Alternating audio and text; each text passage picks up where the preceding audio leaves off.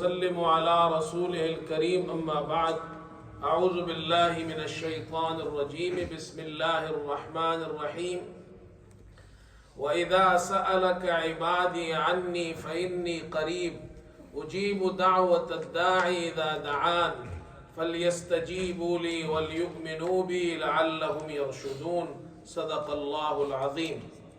محترم بزرگوں اور دوستوں اور محترمات مسلمات بہنوں، آج انشاءاللہ افطاری سے متعلق چند ضروری مسائل بیان ہوں گے۔ ایک مسئلہ تو یہ ضروری ہے کہ افطاری کس چیز سے کرنی چاہیے، زیادہ افضل کیا ہے، پھر افطاری کی دعا کیا ہے، افطاری کی دعا کون سے وقت کرنی چاہیے، یہ چند مسائل ہے۔ پہلی بات افطاری سے متعلق وہ یہ ہے، حضرت صلی اللہ علیہ وسلم نے یہ ارشاد فرمایا کہ جب تک لوگ جلدی افطاری کریں گے تو خیر میں رہیں گے۔ لا یزال الناس بخیر ما عجلوا الفطر۔ جلدی افطاری کا مطلب یہ ہے کہ جیسے ہی افطاری کا وقت ہو جائے، سورج غروب ہو جائے، ٹائم ہو جائے، پھر آپ ڈیلے نہیں کریں اس میں۔ جو دعا کرنی ہے وہ ختم ہو گئی، اب آپ کو فوراً افطاری کرنی ہے، اب اس میں تاخیر نہیں کرنی، کسی کا انتظار نہیں کرنا، جی فلاں مہمان ابھی تک نہیں پہنچا، ہم نے ان کو افطار پارٹی میں بلایا ہے۔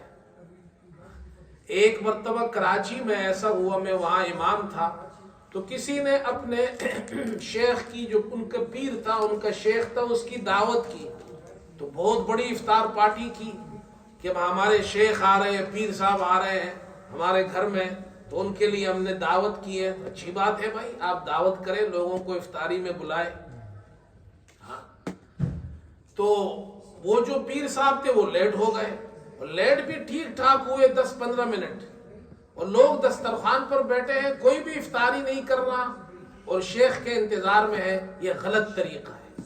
چاہے کوئی شیخ آ رہا ہو، چاہے کوئی پیر آ رہا ہو، چاہے کوئی مہمان آ رہا ہو، لیٹ آئے یا جلدی آئے، آپ کو افطاری میں کسی کا انتظار نہیں کرنا، فوراً افطاری کرنی ہے۔ تو ایک مسئلہ تو یہ معلوم ہونا چاہیے۔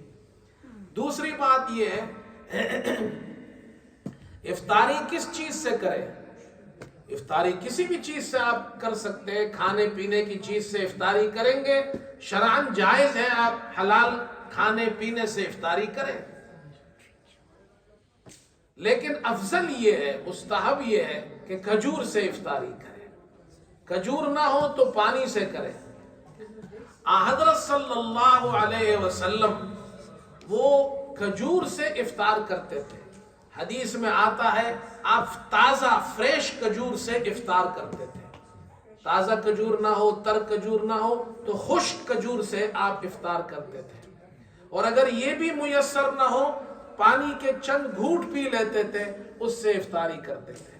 تو افضل یہ ہے کہ کھجور سے کریں، پانی سے کریں، اور اس کے بعد آپ جو چاہے کھائے، تو یہ افضل طریقہ یہ ہے۔ ایک مسئلہ ہے افطاری کی دعا سے متعلق، جو قرآن کریم کی آیت کریمہ میں نے آپ کے سامنے پڑھی ابتدا میں، اللہ تعالیٰ نے سورہ بقرہ میں جہاں روزے کا اور روزے کے مسائل بیان کیے ہیں، وہیں پر درمیان میں یہ آیت ذکر کی ہے، وَإِذَا سَأَلَكَ عِبَادِي عَنِّي فَإِنِّي قَرِيبٌ۔ اے ہمارے پیغمبر صلی اللہ علیہ وسلم، جب آپ سے میرے بندے میرے بارے میں سوال کریں، اللہ اکبر، اللہ فرما رہے ہیں، اے ہمارے حبیب، جب آپ سے میرے بندے میرے بارے میں پوچھے کہ اللہ کہاں ہے، یہ پوچھے، سوال کرے، تو آپ بتا دیجئے فَإِنِّي قَرِيب، میں قریب ہوں۔ اللہ قریب ہے، اللہ کی رحمت ہم سے بہت قریب ہے۔ اجیب دعوت الداعی اذا دعان، میں دعا کرنے والے کی دعا کو قبول کرتا ہوں جب وہ مجھے پکارے۔ دیکھو مسئلہ بیان ہو رہا ہے روزے کا، اور درمیان میں آ گیا دعا کا۔ اللہ فرماتے ہیں جب دعا کرنے والا مجھے پکارتا ہے تو میں اس کی پکار کو، اس کی دعا کو قبول کرتا ہوں جب وہ مجھے پکارتا ہے۔ لہٰذا میرا حکم مانو، مجھ پر ایمان لاؤ، تاکہ تم ہدایت حاصل کرنا۔ علماء نے لکھا ہے یہ جو درمیان میں روزے کے مسائل کے درمیان میں دعا کا ذکر ہے، یہ ایک اللہ کی طرف سے ہمیں تعلیم ہے۔ روزے دار کو چاہیے دعا کا اہتمام کرے۔ روزے میں اللہ دعائیں قبول کرتا ہے۔ ایک حدیث میں آتا ہے، آپ صلی اللہ علیہ وسلم نے فرمایا 3 لوگ ایسے جن کی دعا رد نہیں ہوتی ہے، روزے دار کی حتی یفطر، جب تک کہ وہ افطار نہ کر لے۔ روزے دار جب تک روزے میں ہوتا ہے تو اس وقت تک اس کی دعائیں قبول ہوتی ہے۔ اللہ اکبر۔ اور عادل بادشاہ کی اس کی دعائیں قبول ہوتی ہے، اور مظلوم شخص کی دعائیں قبول ہوتی ہے۔ آپ صلی اللہ علیہ وسلم نے ایک اور حدیث میں فرمایا مظلوم کی بد دعا سے بچو، اس لیے فَإِنَّهُ لَيْسَ بَيْنَهُ وَبَيْنَ اللَّهِ حجاب، اللہ اور اس کے درمیان کوئی پردہ نہیں ہوتا ہے۔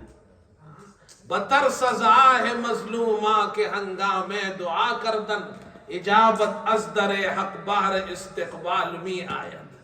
مظلوم کی بد دعا سے بچو، اس کی آہ سے بچو۔ مظلوم کی آہ جب نکلتی ہے تو اللہ تعالیٰ فوراً اس کی اس دعا کو اور اس کی اس پکار کو قبول کرتا ہے۔ تو یہ 3 لوگ ہیں جس میں ایک روزے دار ہے۔ اس لیے خاص طور پر روزے دار کو چاہیے افطار کے وقت دعاؤں کا اہتمام کرے۔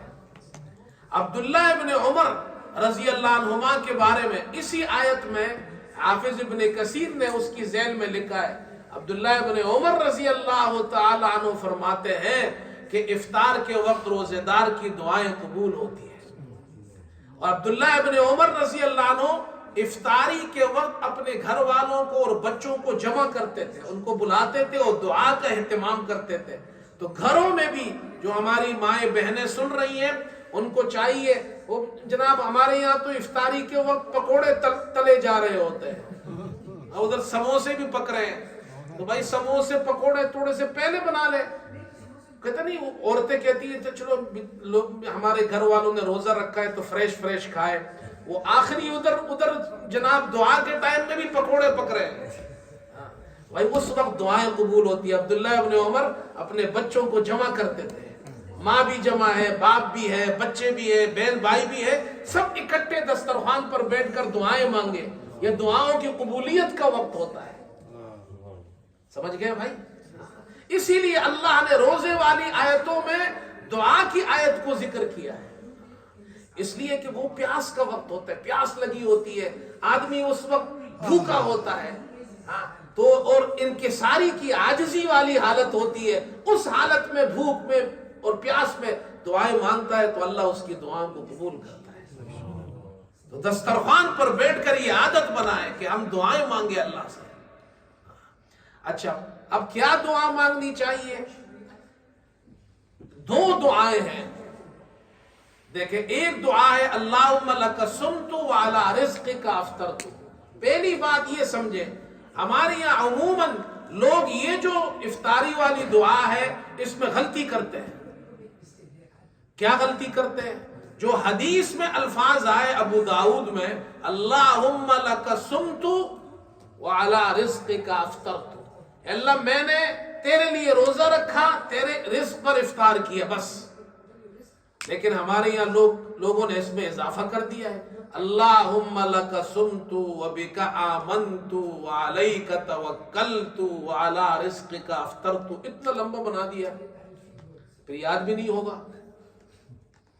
یہ وبک آمنت وعلیک توکلت، یہ حدیث میں یہ الفاظ نہیں ہے، لہٰذا یہ غلطی نہ کرے، جو حدیث میں الفاظ ہے وہی دعا مانگے، اللہم لک صمت وعلی رزقک افطرت۔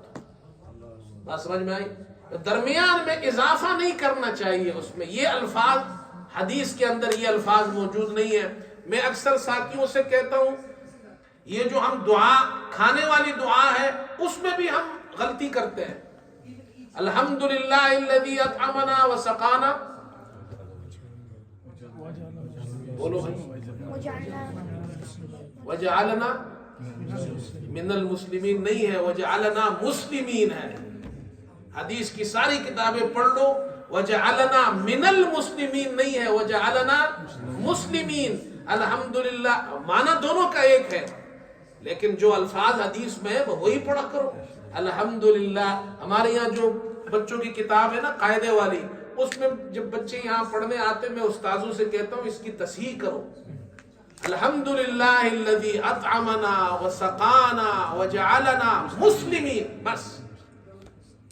اسی طرح یہ آذان والی جو دعا ہے اس میں بھی ہم اضافے کرتے ہیں، اس کو بھی ٹھیک کریں۔ خیر وہ میں کئی مرتبہ بیان کر چکا ہوں یہاں پر، تو اس کو ریپیٹ نہیں کرتا۔ آج تو یہ رمضان والی دعا ہے جو روزے والی، اللہم لک صمت وعلی رزقک افطرت، بس یہ دعا ہے۔ اب دوسری دعا ہے ذہب الظمأ وابتلت العروق وثبت الاجر انشاء اللہ۔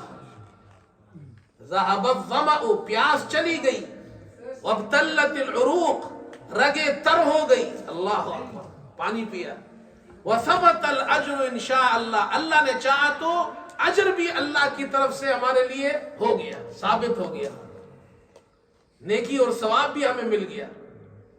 ٹھیک ہے بھائی؟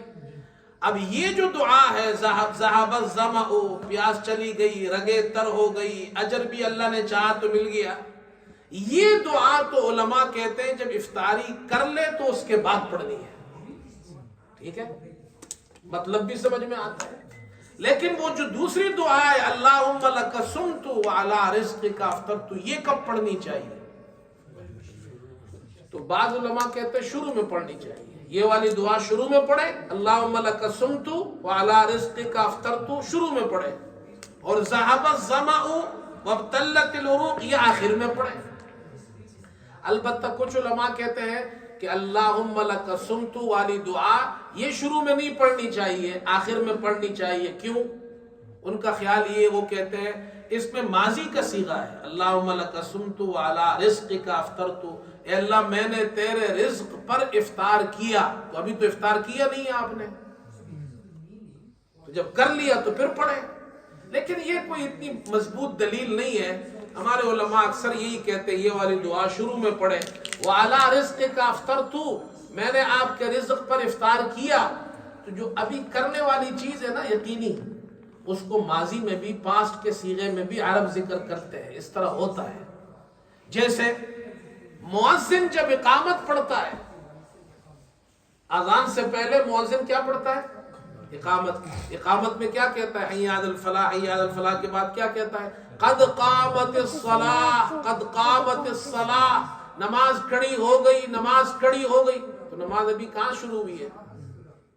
ابھی تو لوگ کھڑے ہوئے ہیں، نماز تو ابھی شروع نہیں ہوئی ہے، لیکن شروع ہونے والی ہے نا، وہ تو پاس سے ذکر کر رہا ہے قد قامت الصلاح۔ تو اللہم لک صمت وعلی رزقک افطرت، افطاری سے پہلے بھی پڑھ لیا آپ نے تو پڑھ سکتے ہیں۔ البتہ میں تو لوگوں سے یہ کہتا ہوں بھائی دیکھو یہ جھگڑے والا مہینہ تو ہے نہیں، مناظرہ کرنے والے مہینہ تو ہے نہیں، یہ صاحب اپنی دلیل پیش کر رہے ہیں، وہ صاحب اپنی دلیل ہے، بھائی یہ چھوڑو ان باتوں کو، میں تو آسان حل بتاتا ہوں اور میں خود بھی اس پر عمل کرتا ہوں۔ کھجور کھانے سے پہلے پڑھو اللہم لک صمت وعلی رزقک افطرت، جو علماء کہتے ہیں پہلے پڑھو اس پر بھی عمل ہوگی۔ کھجور کھا لیا پھر دوبارہ پڑھ لو اللہم لک صمت وعلی رزقک افطرت، دونوں پہ عمل ہو گیا۔ کتنا آسان کام ہو گیا بھائی، ہو گیا نہیں ہو گیا؟ ہاں دیکھیں آج بات لمبی ہو جائے گی، چلو یہ بھی عرض کر دیتا ہوں۔ آج مجھ سے ایک صاحب نے، اچھا رمضان میں مسئلے لوگ پوچھتے ہیں، ایک صاحب نے مسئلہ پوچھا جی آپ کے مسجد میں جو کیلنڈر ہے، ٹائم ٹیبل ہے روزے افطار اور سحری کا، اور دوسری مسجد میں جو ہے اس میں سحری کے وقت میں 20 منٹ کا فرق ہے۔ کتنے منٹ کا فرق ہے؟ 20 منٹ کا فرق ہے۔ اب ہم کیا کریں، کس کو فالو کریں؟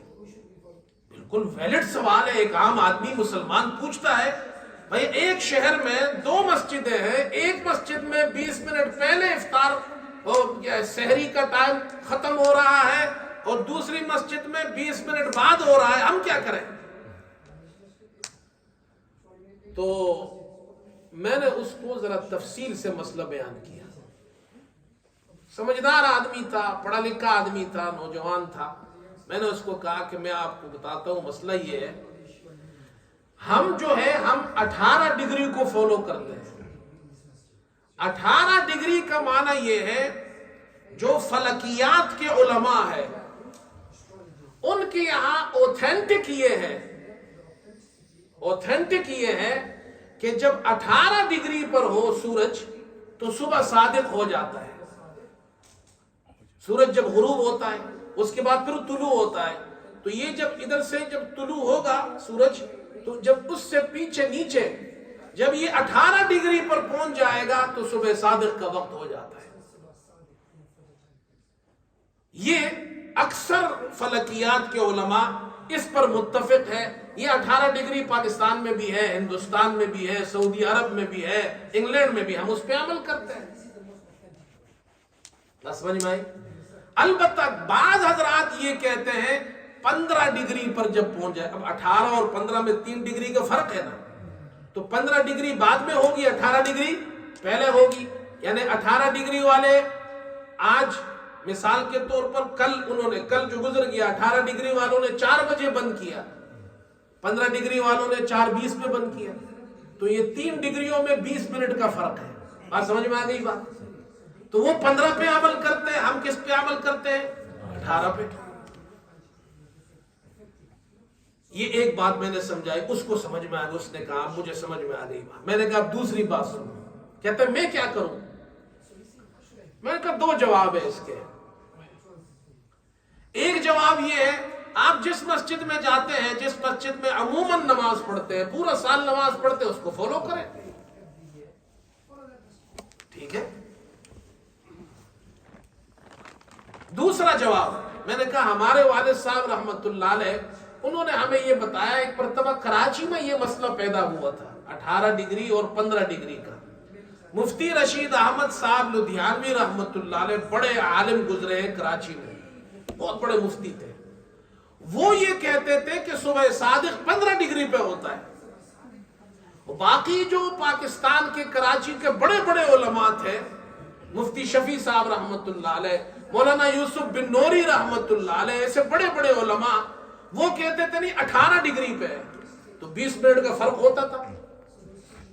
یعنی 18 ڈگری والے 4 بجے کر رہے ہیں اور 15 والے کتنے بجے کر رہے ہیں؟ 4:20 پہ. 18 والے نماز پڑھ رہے ہوتے تھے اور وہ 20 والے 15 والے ابھی سحری کھا رہے ہوتے تھے. تو ہمارے والد صاحب رحمت اللہ علیہ وہ بھی بڑے عالم تھے، حدیث پڑھاتے تھے. تو وہ فرماتے تھے بھائی جو 18 ڈگری پہ روزہ بند کرے گا مثلا 4 بجے، تو وہ دونوں پر عمل کر رہا ہے نا. 15 ڈگری سے پہلے روزہ بند کرنے میں حرج تو نہیں ہے نا بھائی، وہ تو دونوں نقشوں پہ عمل کر رہا ہے. جو 4 بجے عمل بند کر رہا ہے تو احتیاط اس میں ہے کہ روزہ 4 بجے بند کرے اور نماز 4:20 کے بعد پڑھے، تاکہ دونوں ٹائم ٹیبل پہ عمل ہو. تو والد صاحب رحمت اللہ علیہ اپنی مسجد میں وہ کہتے تھے یہ دونوں ہمارے بزرگ ہیں، دونوں ہمارے بڑے ہیں. تو جو جلدی جس پہ جلدی روزہ شروع ہوتا ہے، ہم روزہ 4 بجے شروع کریں گے، نماز 4:20 کے بعد پڑھیں گے. اللہ کیسے لوگ تھے دیکھو. تو میں نے کہا بھائی جس کو اپنے روزے کی فکر ہوگی وہ احتیاط کرے گا، زیادہ کوشش کرے گا اس پر کہ میرا روزہ احتیاط والی صورت میں پورا ہو. آپ کے پاس آپشن ہے، میں نے مسئلہ بیان کر دیا، آپ جس پر چاہے عمل کریں. بات سمجھ میں آ گئی؟ اللہ ہم سب کو عمل کی توفیق عطا فرمائے. اللہم انا نسألک الہدى والتقى والعفاف والغنى، نسألک من خیر ما سألک منہ نبیک محمد صلی اللہ علیہ وسلم، ونعوذ بک من شر ما استعاذک منہ نبیک ورسولک سیدنا محمد صلی اللہ علیہ وسلم. وصلی اللہ تعالی علی خیر خلقہ محمد وآلہ واصحابہ اجمعین برحمتہ.